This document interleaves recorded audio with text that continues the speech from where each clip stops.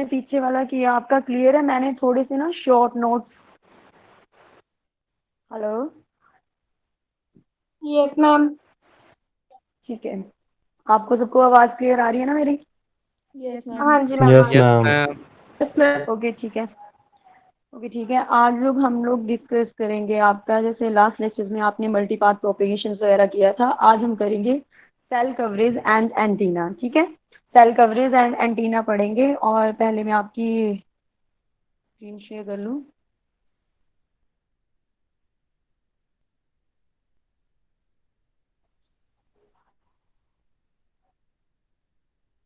सबको दिखाई दे रहा है? विजुलाइज हो रहा है? Yes yes ma'am. मैम। ठीक है, यस मैम। ये हमने हाँ, ये आपका चैप्टर है, ये आज हमने डिस्कस करना है। तो इस चैप्टर में क्या है, हमने पहले पहले पार्ट में करेंगे हम cell coverage.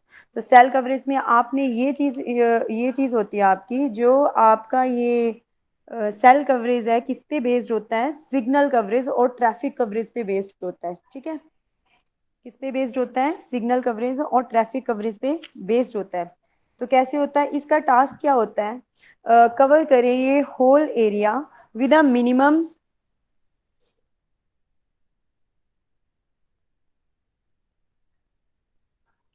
Cover cover the whole area with the minimum cell size. तो जब भी कभी भी प्लानिंग हो जाती है, जैसे टावर्स वगैरह जहाँ पे लगाने होते हैं, तो ये क्या करते हैं, इनका टास्क होता है कि ज़्यादा से ज़्यादा एरिया को कवर किया जाए मिनिमम सेल साइज से, मिनिमम हमारे सेल यूज़ हो वहाँ पे। और लेकिन एरिया है जो काफ़ी सारा कवर किया जाए। 100% कवरेज एरिया तो कभी हो नहीं पाता प्रैक्टिकली, लेकिन फिर भी इनकी कोशिश रहती है कि मैक्सिमम एरिया कवर किया जाए। तो cell coverage can be predicted by a coverage prediction model. तो किसके ऊपर डिपेंड करती है? ये प्रेडिक्शन मॉडल्स होते हैं। तो ये प्रेडिक्शन मॉडल्स काफी टाइप के होते हैं, जैसे पॉइंट टू पॉइंट मॉडल होते हैं, कुछ होते हैं जो डिपेंड करते हैं सर्विस एरिया इज यूज्ड, कैसा सर्विस एरिया है, एरिया टू एरिया प्रोडिक्शन करते हैं। ये सारी मतलब कि आपका जो सिग्नल कवरेज है किस पे डिपेंड करता है, उसको हम करेंगे कि कवरेज प्रेडिक्शन मॉडल्स पे करता है। तो काफी सारे प्रेडिक्शन मॉडल्स यूज किए जाते हैं, जैसे पॉइंट टू पॉइंट मॉडल। ठीक है, प्रेडिक्शन मॉडल होता क्या है? Depend on which the service area is used. ठीक है, कौन सा सर्विस एरिया इसमें यूज करना है, लेकिन उस एरिया की वो एरिया कैसा है, जैसे हिली एरिया है, सिटी एरिया है, ठीक है, रूरल एरिया है, तो वो सारा मतलब एरिया टू एरिया प्रोडिक्ट करता है उसको। उसके हिसाब से फिर अपना वो टास्क बनाते हैं कि कितने सेल होंगे, कैसी इसकी कवरेज होएगी सिग्नल की। तो सारा ये इस पे बेस्ड होता है। ठीक है, ये पॉइंट आपका क्लियर हुआ? Yes ma'am. Yes ma'am. जो यस मैम। प्रेडिक्शन मॉडल्स, हाँ, जैसे आप यहाँ पे देखो लास्ट सेकंड लाइन में, the prediction model is a point to point model that is, ये डिस्कस करेंगे अभी हम इसमें। तो इसमें क्या होता है, ये किस पे डिपेंड करते होते हैं? काफी सारी, जैसे ह्यूमन मेड स्ट्रक्चर पे, नेचुरल टेरेंस वगैरह पे। जैसे आपके जो सिग्नल्स आपने मल्टीपाथ जब हमने किया था, तो आपने देखा था कि जब आपका बेस स्टेशन सिग्नल को ट्रांसमिट करता था, तो वो मल्टीपाथ के थ्रू आ रहा था।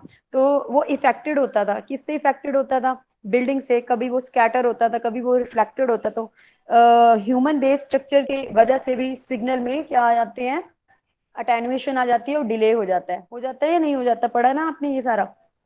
Yes ma'am. हाँ जी। और नेचुरली कैसे होता है? जो नेचर के हिसाब से होता है, जैसे जब आपका सिग्नल ट्रांसमिट किया जाता है, तो क्या होता है, और सिग्नल के पाथ में क्या होता है, जैसे आपके ये ट्रीज वगैरह आ गए, हिल्स वगैरह आ गई, तो इनसे भी सिग्नल को आपके इफेक्ट पड़ता है।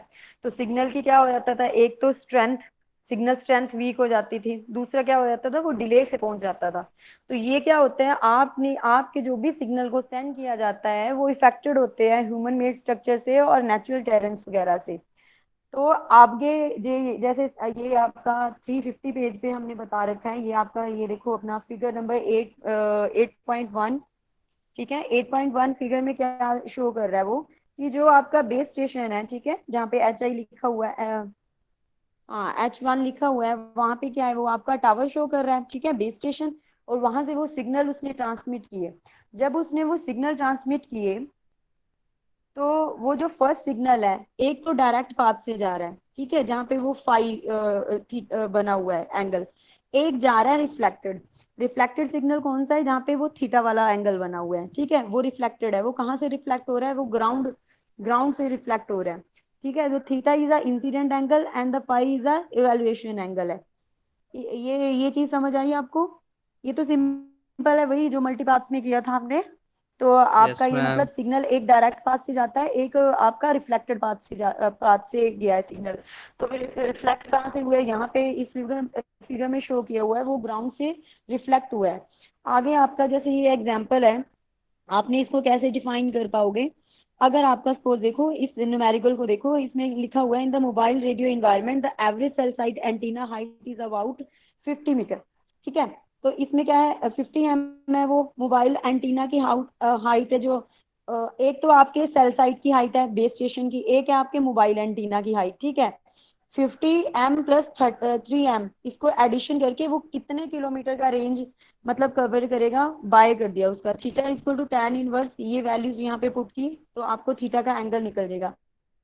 यहाँ से आपको पता लग रहा है कि ये कौन कौन से एंगल पे, कितने कितने एंगल्स पे ये वेव्स रिफ्लेक्ट होने के बाद हमारे पास पहुंची है। क्लियर? न्यूमेरिकल क्लियर यस हुआ है मैम। ये वाला? ठीक यस है, मैम। ये कह रहे थे यस ये मैम। इसी, हाँ इसी पे बेस्ड है ये। तो नेक्स्ट आपका जैसे ये अभी ground reflected angle and the reflection angle, इसमें वही है सेम जो अभी हमने ऊपर किया है कि एक जो आपका डायरेक्ट पाथ से आ रहा है, एक आपका रिफ्लेक्टेड पाथ से आ रहा है। तो उसके बाद अगर इस पे कोई भी न्यूमेरिकल आता है, आपने एंटीना की हाइट को एडिशन करना है, सेल साइड की एंटीना हाइट को भी और मोबाइल की एंटीना की भी हाइट को, उसको फिर आपने डिवाइड करना है जितने किलोमीटर से, वो कितना किलोमीटर का एरिया उसने गिवन दे रखा है वो कवर कर रहा है। फिर उसके बाद आपके एंगल्स निकल जाएंगे कि इंसिडेंट एंगल कौन सा है, रिफ्लेक्शन एंगल कौन सा है। ठीक है, ये सारा आपका इसमें से कवर हो जाएगा। ठीक, अभी हम करेंगे जो आपका जो टॉपिक है, ये चीज आपको समझ आ गई कि सिग्नल को हमने ट्रांसमिट किया, एक डायरेक्ट पाथ से जा रहा है, एक आपका रिफ्लेक्टेड पाथ से आ रहा है। उसके बाद हमने क्या किया, उसके एंगल्स निकाल लिए हैं, कैसे कैसे वो रिफ्लेक्टेड पाथ से आ रहा है और तब उसका क्या एंगल होता है, और जब वो डायरेक्ट पाथ से आता है तब कितना एंगल होता है। ठीक है, तो ऑब्वियसली आप लोगों को पता है जो कोई डायरेक्टली पाथ से सिग्नल को ट्रांसमिट करेगा, एक तो क्या होगा उसमें सिग्नल स्ट्रेंथ बहुत अच्छी होगी, दूसरा क्या होगा उसमें अटेन्यूएशन नहीं होगी, डिले कम होएगा। ठीक है, जो आपका रिफ्लेक्टेड पाथ से आ रहा है उसमें क्या हो जाएगा, फेड होएगा वो सिग्नल, उसकी स्ट्रेंथ कम हो जाएगी, वो डिले से आएगा। तो इससे इसको क्या बोलते हैं हम, फेडिंग भी बोलते हैं। फेड इफेक्ट आ जाता है ना जब मल्टीपाथ से सिग्नल्स आते हैं और वो रिफ्लेक्टेड होके आते हैं, तो क्या होता है, फेडिंग एराइज हो जाती है। तो अभी क्या है, जैसे हमने obtaining the mobile point to point model है, तो इनमें क्या है आज के इसमें लेक्चर में आपके जो कुछ ये टर्म्स हैं, जैसे कैसे आपने रिफ्लेक्शन निकालनी है, पॉइंट टू पॉइंट आपकी मॉडल्स कैसे काम करते हैं, ये सारे आज हम लोगों ने डिस्कस करने हैं। ठीक, किसी को डाउट हुआ तो कुछ पूछ लेना। जैसे अगर आपने mobile point to point model बनाना है, ये 3 स्टेप्स में काम करता है। पहले में क्या करेगा, स्टैंडर्ड कंडीशंस देखेगा कि पहली कंडीशन, स्टैंडर्ड कंडीशंस होती हैं कि इसमें ट्रांसमिटिंग पावर कितनी चाहिए, एंटीना की हाइट कौन सी होनी चाहिए, एंटीना गेन कितना है, मोबाइल यूनिट के एंटीना की हाइट कितनी है और उसका गेन कितना है। ये क्या होता है, आपका स्टैंडर्ड कंडीशंस होती हैं।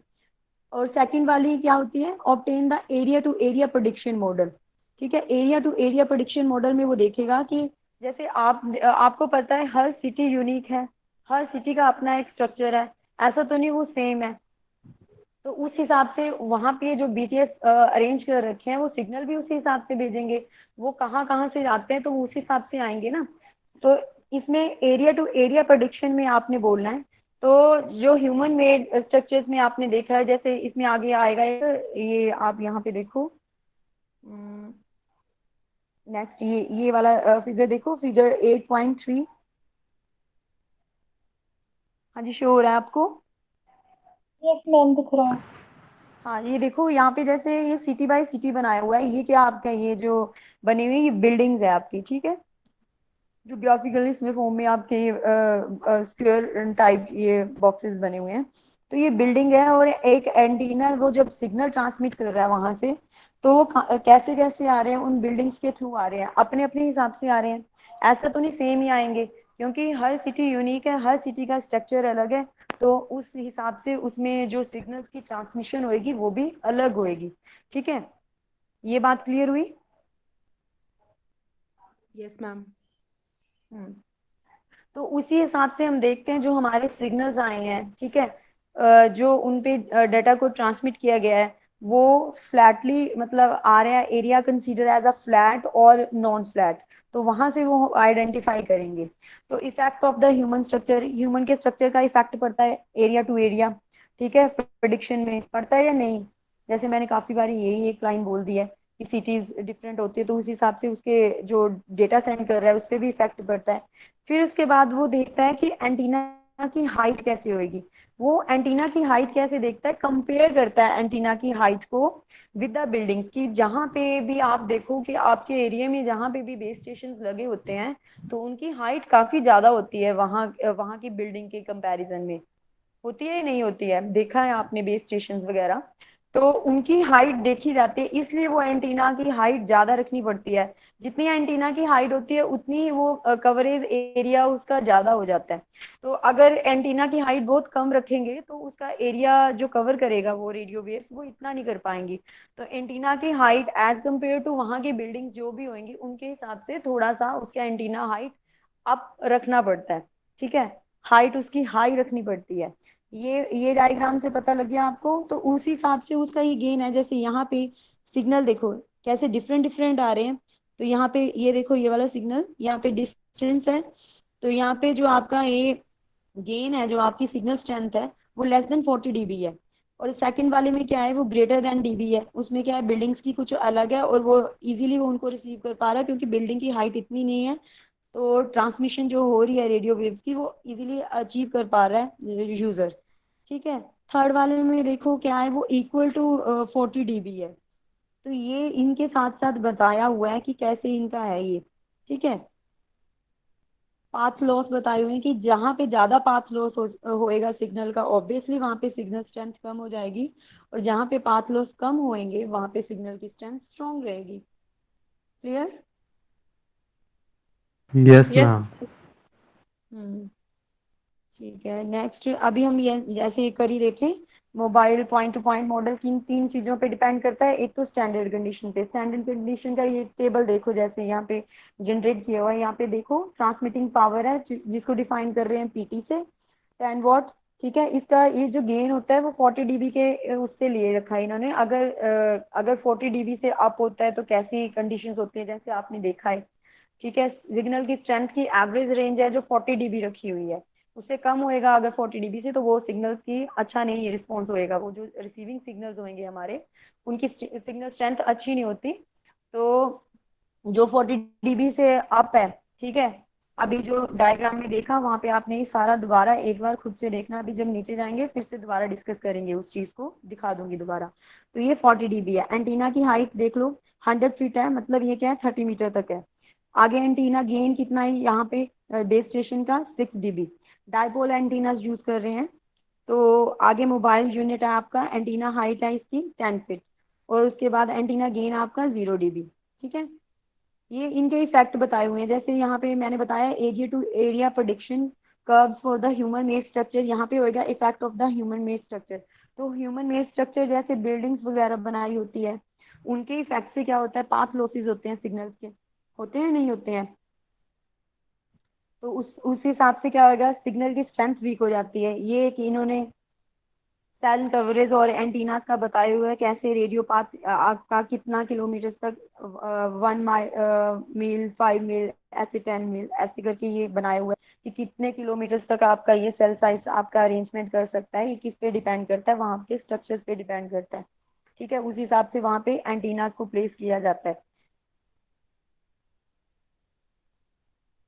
अब ये देखो, the phase difference between direct path और ग्राउंड रिफ्लेक्टेड पाथ। आपने एक सिग्नल को ट्रांसमिट किया बेस स्टेशन से। जब आपने सिग्नल ट्रांसमिट किया, एक तो डायरेक्ट पाथ से आएगा, एक इनडायरेक्ट पाथ से आया, रिफ्लेक्टेड होके आया। जो आया आपका डायरेक्ट पाथ से, ऑब्वियसली उसमें क्या होएगा, लॉसेस कम होएंगे। लॉसेस कम होंगे तो सिग्नल स्ट्रेंथ अच्छी होगी। तो ये आपका क्या शो कर रहा है, PLOS क्या है आपका, line of site. Line of site मतलब जो डायरेक्ट सिग्नल आपका आया है किसके इक्वल है, P0 1/4D अपॉन लैम्डा। इसका आपका होल स्केयर आ गया आपका, ठीक है।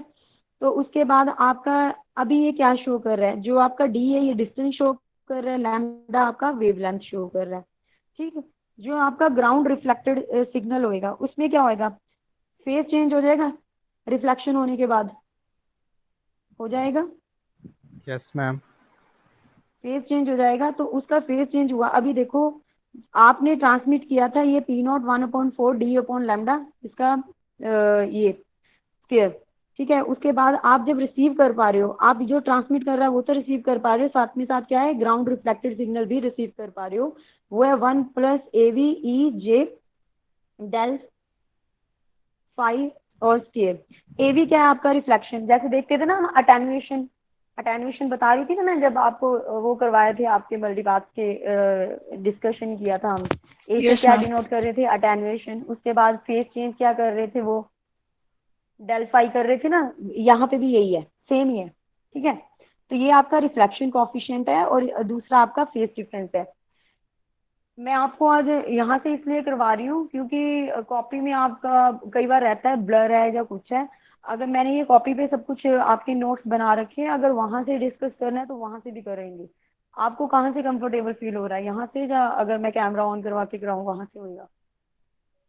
मैम इधर यहीं से से। बुक से। बुक से हुई है ना, क्योंकि यहाँ पे क्लियरली आ जाता है ये सारा। यस तो मैम। यहाँ पे देखो राजी, अभी मैं ऊपर बोल रही थी कि देखो, जैसे जैसे सिग्नल जाता है, जैसे जैसे रिफ्लेक्ट होता है, उस हिसाब से आपकी सिग्नल स्ट्रेंथ रेंज होती है। इसमें क्या हो गया, ये डीबी आपका एवरेज था, उसके हिसाब से देखो, ठीक है। ये क्लियर है आपका? आगे यही है, इसकी एक हमने थोड़ा सा इसको डेरिवेशनल करना है।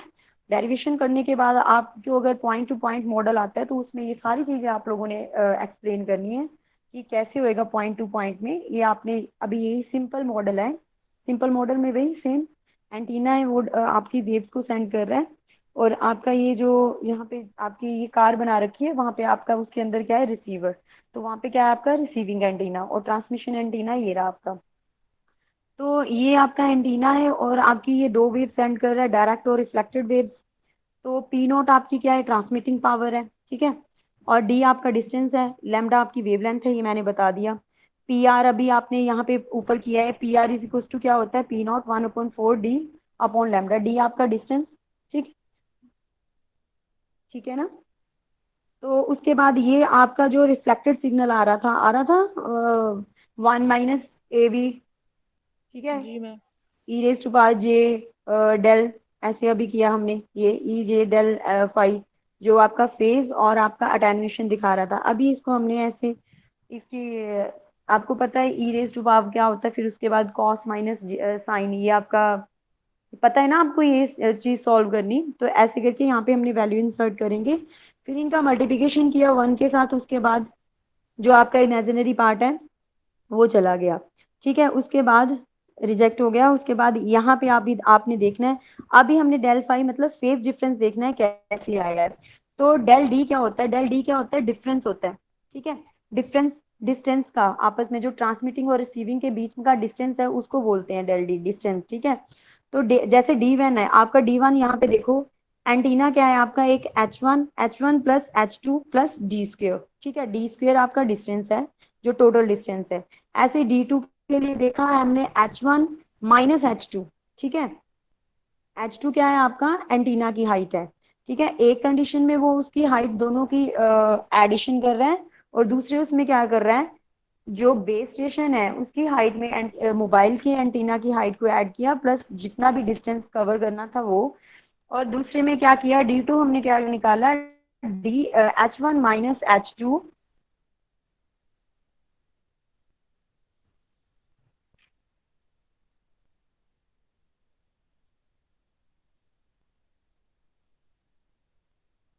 Hello, yes ma'am. एक मिनट, ये यस लिंक मैम। आपका ये लिंक लॉस्ट हो गया, तो आपको दिखाई दे रहा है? Yes ma'am. Yes ma'am. रुको, यहाँ पे थोड़ी प्रॉब्लम आ गई है, जस्ट वेट। इमेज है मैम, ये अभी मूव नहीं हो पाएगा आपसे शायद से। यहाँ पे थोड़ा मेरे पास नेट की प्रॉब्लम है।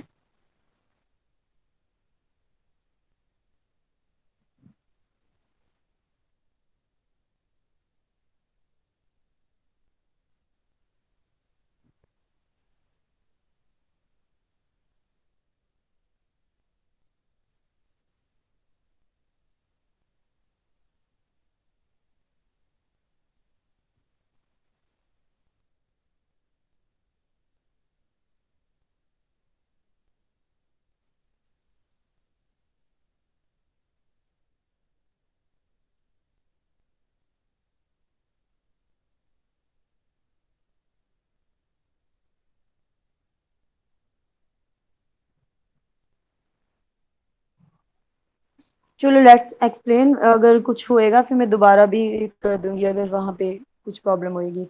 ठीक है, तो आपका ये डिस्टेंस निकल गया यहाँ से। अभी आपको पता लग गया ये वाली वैल्यू जो आपकी डिस्टेंस को सॉल्व करके निकाली है, ठीक है, D1 D2 आपको पता लग गया। अब del D is equal to होता है D1 माइनस D2।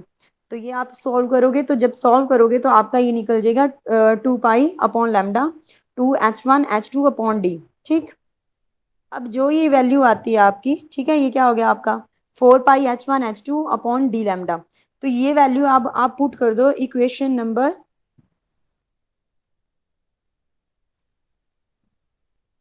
ये 8.2, ठीक है, 3b।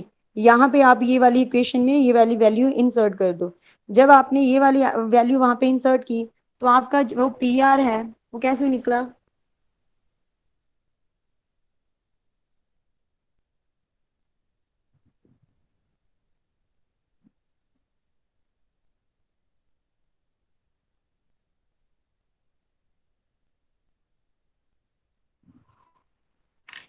वेट करो राजी जरा।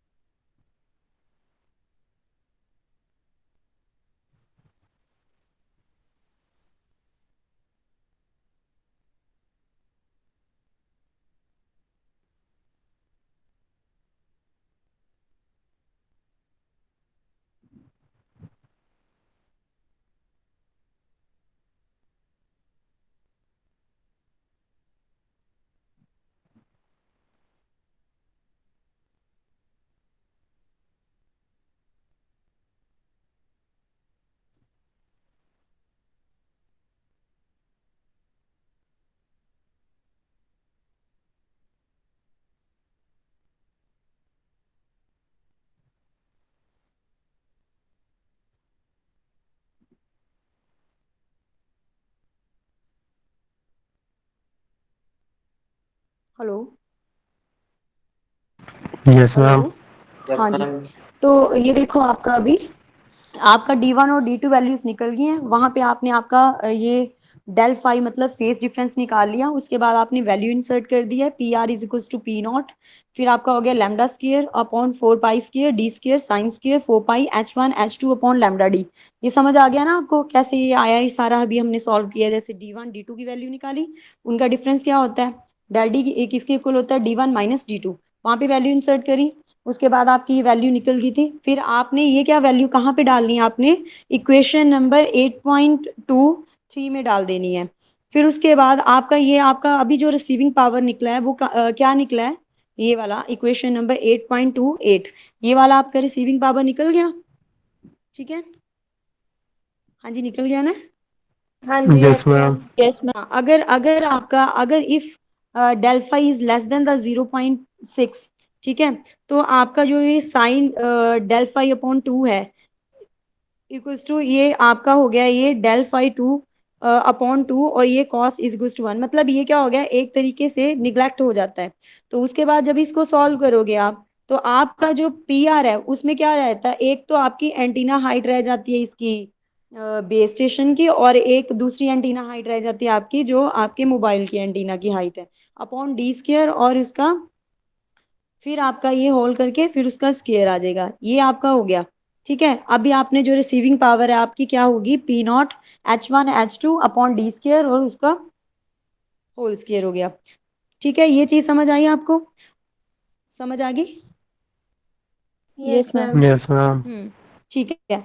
अभी आपका ये जैसे डेल जी क्या है, ये आपका गेन शो कर रहा है, तो गेन कैसे डिफाइन करोगे?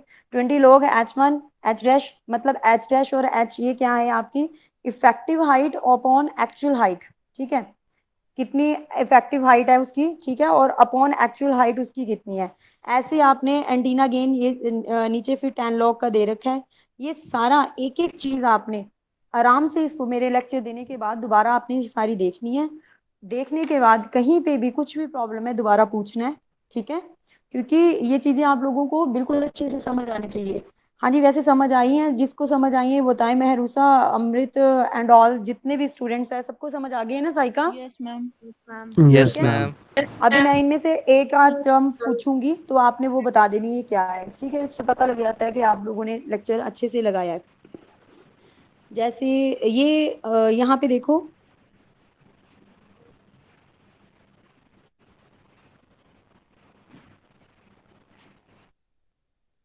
आपने सिंपल मेरे को ये बताना है, यहीं से देख के ही बताना है, ठीक है। मैंने पेज निकाल दिया है, 8.2 है ये, obtaining the model point to point model, ठीक है।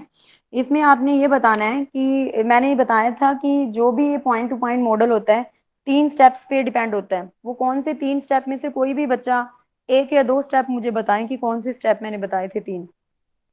मैम आपने पहले स्टार्ट किया था स्टैंडर्ड कंडीशन पे। हाँ, स्टैंडर्ड कंडीशंस में उसमें जैसे कौन कौन सी कंडीशंस होती हैं? मैम उसमें एंटीना पहले का बेस साइज। स्टेशन पे क्या क्या होगा, transmit power, antenna height, antenna gain, वैसे हम्म मोबाइल यूनिट में भी। फिर सेकंड सेकंड कौन सी थी? Human made. सेकंड कौन सी मतलब स्टेप था जिससे हम ये निकालेंगे? Area to area prediction model ना? Area to area. Yes ma'am. Yes ma'am. एक मैम जैसे कर्व पर अर्थ ह्यूमन कर्वेचर मेड। होता है। हाँ, एरिया टू एरिया प्रेडिक्शन में आप देखोगे कि जैसे ये बिल्डिंग्स वगैरह कैसी है, कैसा वो एरिया जहाँ से ये सिग्नल्स को पास करना है, कि उस हिसाब से वहाँ पे फिर बीटीएस वगैरह अरेंज करने होते हैं उनको, मैम वो ठीक तो है। ह्यूमन मेड स्ट्रक्चर में नहीं आएगी हाँ, बिल्डिंग्स। ह्यूमन मेड स्ट्रक्चर में आएगी, लेकिन वो वो एरिया उसका टू एरिया टाइप है प्रेडिक्शन अमृत। के अंडर ही है ना। ओके ह्यूमन ओके मेड जो ओके। स्ट्रक्चर है वो किसके अंडर आता है? एरिया के ही अंडर आता है ना, यस मैम। ठीक है ना। तो ऐसे ही आपका ये सारा निकालना है, फिर आपने इसका ये सारा बताना है कि आपको ये रिफ्लेक्टेड, ये डायरेक्ट वेव्स कैसे गई, उसके बाद ये रिफ्लेक्टेड कैसे गई, उनका फेज डिफरेंस कितना आता है, ठीक है, अटेन्यूएशन क्या है, ये एक एक चीज आप लोगों के माइंड में क्लियर होनी चाहिए। वैसे तो जैसे आपने लास्ट लेक्चर्स में काफी अच्छे से परफॉर्म किया हुआ है, तो बताया हुआ है हर चीज के बारे में, तो ऐसे क्लियर होना चाहिए आपका ये सारा। आप अभी आप ये यहाँ से डेरिवेशन देखो, पेज नंबर 357 से। यहाँ पे देखो, किसी को भी कुछ भी प्रॉब्लम है तो पूछो, ध्यान से देखो, अभी हो जाएगा, दोबारा देखने की जरूरत नहीं पड़ेगी जो अभी कर लोगे।